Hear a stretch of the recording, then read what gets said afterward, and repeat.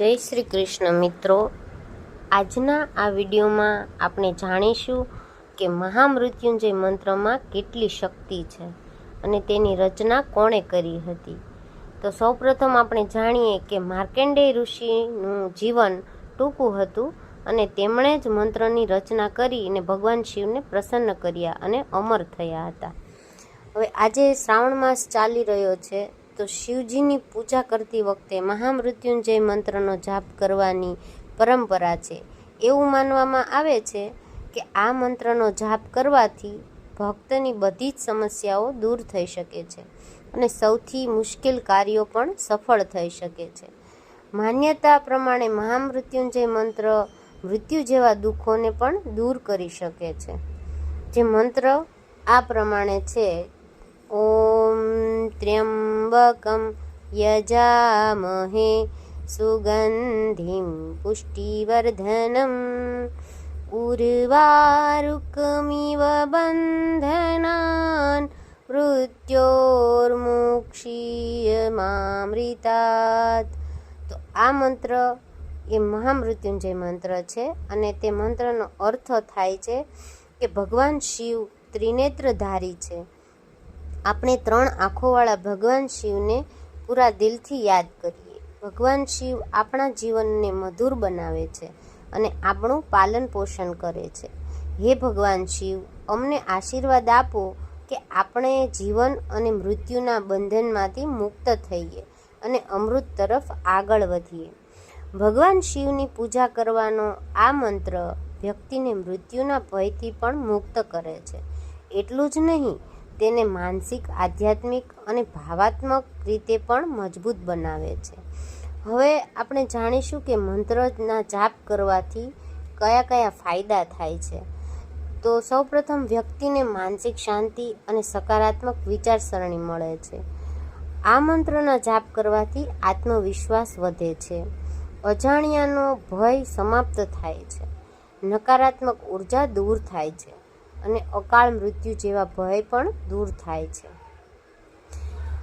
વૈદિક શાસ્ત્રો અનુસાર શિવલિંગ પર જળ અર્પણ કરતી વખતે આ મંત્રનો જાપ કરવો જોઈએ. આ મંત્રનો જાપ કરવાથી આપણી આંતરિક શક્તિ શિવની કૃપા સાથે જોડાય છે.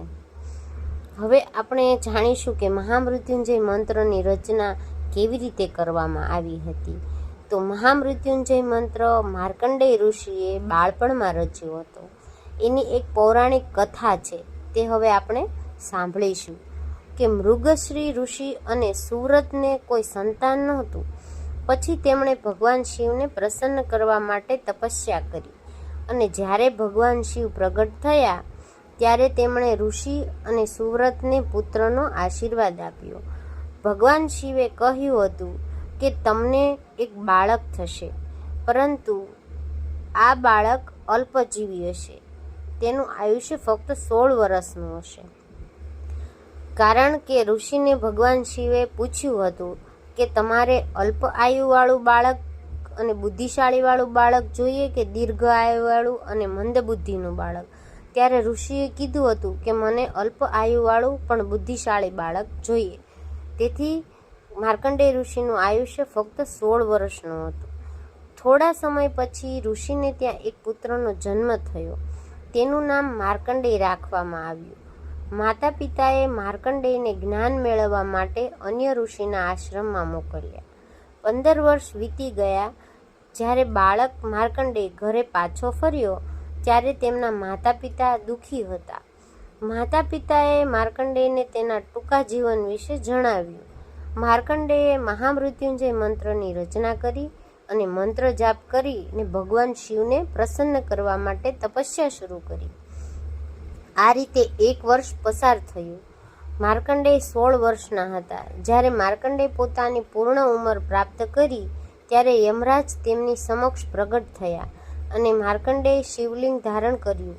યમરાજ તેને લઈ જવા માંગતા હતા, પરંતુ પછી ભગવાન શિવ ત્યાં પ્રગટ થયા.